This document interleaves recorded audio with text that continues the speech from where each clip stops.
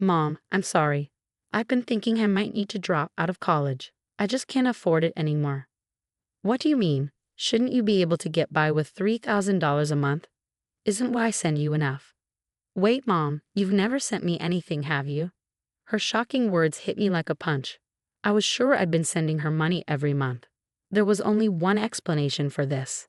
Anger started to boil up within me. My name is Beatrix. I lost my husband early and have been raising my daughter Anita all by myself. Our life together has always been a stretch. I never had time or money to worry about my appearance. Did I look so miserable? Occasionally, my mother-in-law would look at me with disdain. Beatrix, can't you at least try to improve your stuff a little? Your hair, your clothes, you look well. A bit shabby. I'm sorry, I'll try to do better. It hurt to be criticized, but she was right. I had no choice but to accept her words. I never let myself get angry or snap back at her.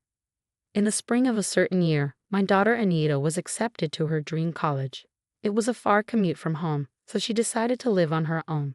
Anita, I'll do my best to send you money, so you have to do your best to study. Don't push yourself too hard. Remember, your health comes first. Mom, that's my line. I'll work part-time too. Don't worry about sending you money. Her thoughtful words filled my heart. Anita had grown up to be such a kind child, even though our life had been tough compared to her friends and other families. I wanted to support Anita and make her college life as fulfilling as possible. I didn't want her to worry about money, so I worked harder than ever before. $3,000 a month, that was my goal. If I could send her that much, she wouldn't have to work a part-time job. My mother-in-law noticed my efforts and spoke to me. So you're sending money to Anita. Can you really afford it? I hope it doesn't mean less for us. You know we rely on your support. I had always been grateful to my father-in-law when he was alive, and after his death, I continued to support my in-laws out of gratitude. Don't worry, I've taken on more jobs, so I'll still be able to give you your share. Oh, I see. That's fine then. After losing my husband, my income was unstable, and I guess my mother-in-law was worried. I understood her concern, so I never thought about reducing my contribution to my in-laws. Supporting my in-laws and sending money to Anita, it was more than $3,000 in total. Still, I managed to send it all, even if it meant cutting back on my own food and clothing expenses. Working all day and night was tough, but the messages from Anita always encouraged me. Mom, I've made friends. Mom, there's this weird professor, but the class is so interesting. Mom, I didn't do well in class today and got scolded, but I'll keep trying. Reading such innocent messages from Anita, I could sense she was enjoying her college life. Any exhaustion I felt just blew away. I felt proud of myself, believing that my hard work was for her happiness. But over time, messages from Anita became less and less frequent. A few months later, her cheerful messages had stopped completely. Whenever I reached out with worry, she would only respond with a short, "I'm okay." Could it be that she was having so much fun at college that she had forgotten about her mother? Or maybe she had found a boyfriend and was focusing only on him. One day, when I was brooding over such thoughts, suddenly my phone rang. It was Anita. "Hello, Anita. What's up? You called suddenly." It was unusual for her to call. Maybe it was because we always have face-to-face conversations at home. But Anita rarely called, even after she started living alone in college. Most of her contact with me was through text messages. "Yeah, I'm sorry, Mom. What happened? Is there something wrong?" Anita sounded down. I could tell something was wrong, so I focused on her voice coming from my smartphone. I ran out of money. I'm thinking maybe I should quit college." "What?" Anita's words were so unexpected that I couldn't help raising my voice. "What do you mean you're out of money?" "I'm sorry. I tried my best." Anita's voice was trembling as if she was about to cry. I had been sending her $3,000 every month without fail. It wasn't enough for luxury, but she shouldn't be struggling to the point of having to quit college. She was also supposed to be working part-time. I never imagined that she would say she was out of money. Could she have gotten involved with some bad friends and skipped studying to spend all her money? I thought about it for a moment, then shook my head. That's not like Anita.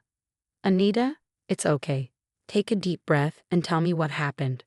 "Yeah, I was trying to make ends meet with rent, groceries, and what I made from my part-time job. I had to dip into my savings, and now that's all gone too.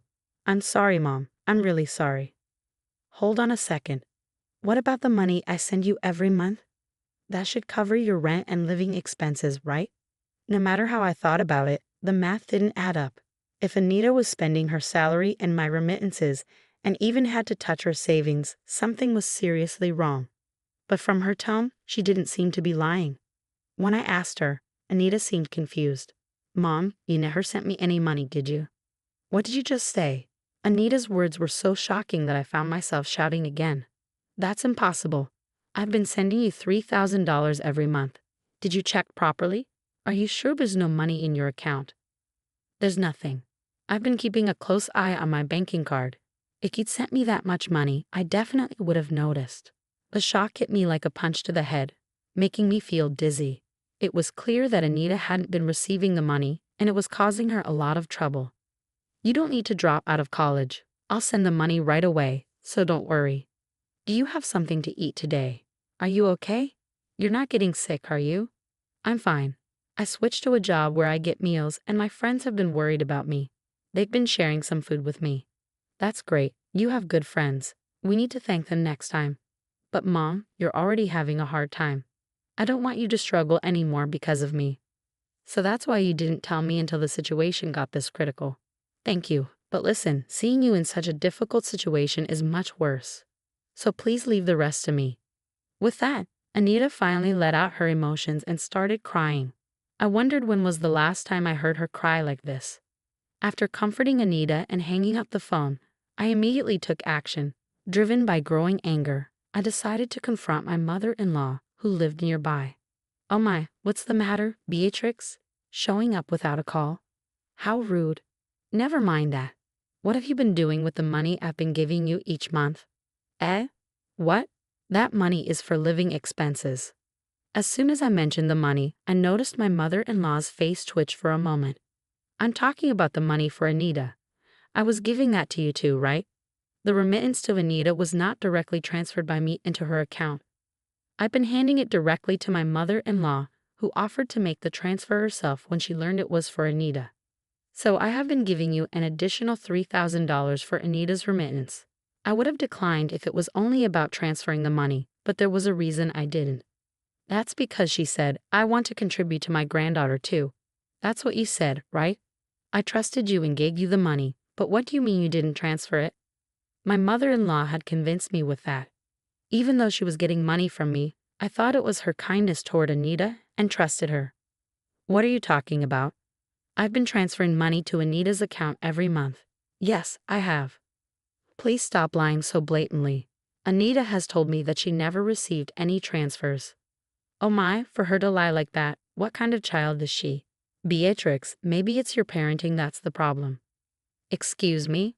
Hearing my own daughter being called a liar made me feel a rush of blood to my head. But if I lost my temper and forgot myself here, it would play right into her hands. I told myself to calm down, took a deep breath, and spoke again. Anita doesn't lie. If you insist on this, show me the bank statements where you made the transfers. I threw those away a long time ago. Listen, by checking Anita's account history, it's easy to see whether you really transferred the money or not. Even after knowing this, are you still going to call Anita a liar? Anyone could think of this, but when I said this, my mother-in-law seemed at a loss for words. She huffed again, muttering stubbornly under her breath. So persistent. I took a deep breath and said, if you insist that you transferred the money, we should let the police investigate. What? The police? The mention of the police made her previously defiant face turn pale. The police? Isn't that a bit dramatic? It's not. This is about money. You said you transferred it, but it didn't show up. That sounds like a crime to me. We need to get it properly investigated. I don't think we need to go that far. Well, then I'll contact them now. No, stop. I was wrong. As I pretended to call the police, she lunged to snatch the phone from my hands. She missed and stumbled, then fell down and started crying. I never expected the mere mention of the police to have such an effect. In reality, I wasn't sure if the police would do anything in a situation like this where it was obvious that a family member was involved. but the word police itself seemed to weigh heavily on her. Despite her sobbing, I felt nothing. Anita, who had tried so hard not to cry, was the one who had suffered. According to her subsequent confession, she had always loved shopping. She probably had a shopping addiction, although she didn't seem to realize it. She told me tearfully about how her husband had once cut up her credit cards and how difficult it was for her. As far as I can tell, it was entirely her own doing, but she didn't seem to understand that. I suspected something was off. My mother-in-law kept getting the same amount of money even after he passed away, but I started getting requests for money earlier than expected. That never happened when he was around because he never gave me any money. When I went grocery shopping, he would check all the receipts and I had to return every cent of the change. Can you believe that? It was awful. I felt so pitiful. I couldn't begin to understand what she thought was pitiful and didn't bother trying. In other words, when her husband was alive, he managed the household finances and kept her from having any extra money. When he was gone, I finally had some money. I started buying things I couldn't afford before, and well, I fell a little short. Then you mentioned sending money to Anita. So you took Anita's money. Do you realize that's theft? Theft? That sounds so awful. I was just borrowing it. Borrowing it with no intention of returning it? Anita suffered because of your selfishness. She's young. She can handle it. Caught off guard by her incomprehensible retort, I was at a loss for words. I've been deprived for so long. I couldn't buy anything I wanted, couldn't even go out to eat or travel. I had such a hard life. Young people can work and play as much as they want, so why shouldn't I take some money? I stood there speechless, staring at my mother-in-law as she cried and screamed. All I could think was that I had trusted this person. My father-in-law had done me many favors, but now that I think about it, I can't recall my mother-in-law ever being kind to me. However, when Anita was still a little girl, my mother-in-law did buy her various things, so I thought she was expressing affection for Anita in her own way, and I was relieved. Looking back, I suspect all that shopping was just to satisfy her own desires. I failed to see that and caused Anita unnecessary suffering. Such a gentle child. I can never regret it enough. Mother-in-law, no, Evelyn.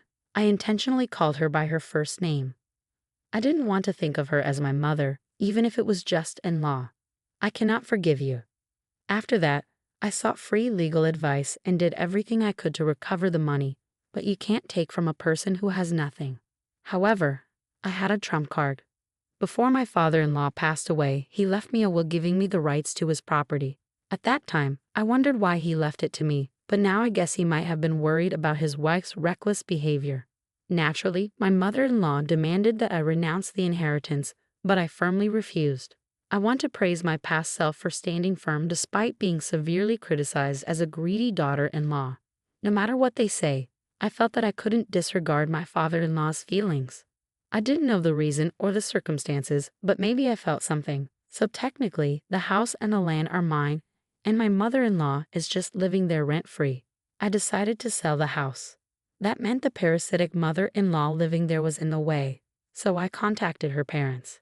This contact information was secretly given to me by my father-in-law, just in case. I really admire his foresight. That's why it's such a shame he didn't have a good eye for women. I knew that my mother-in-law had always hated her own family, but the reason became clear when I contacted them. They were a traditional farming family with strong tendencies toward male chauvinism. A stranger like me called, and they listened with a suspicious attitude, but they gladly agreed to take in my mother-in-law. It seemed like they wanted free labor. The conversation progressed quickly, and one day, out of the blue, her family came to pick her up, an event that my mother-in-law couldn't have predicted. I'll never forget the color draining from her face when I took her brother, who came to pick her up, to her house. Now, my mother-in-law is doing tough farm work under strict supervision. She can't even go shopping at the supermarket, let alone squander money, and she seems to be living a life without touching money at all. Due to the stress, she seems to have aged quickly and is working every day as a wrinkled, frail, ghost-like figure with white hair. Looking at the recent bank statement of the money I just transferred to Anita, I smiled, thinking that if I saw her at night, I might scream. The house sold easily. It wasn't in a particularly good location, but once I decided I was okay with selling it for a low price, a buyer came forward immediately. The amount was enough to recoup the money wasted by my mother-in-law. I use that money without hesitation for my living expenses, and I send Anita the money I earn from working. It's all money, but somehow the money I got from selling the house feels tainted, and I didn't like that. I've transferred this month's money just now. With that thought, I quickly texted Anita.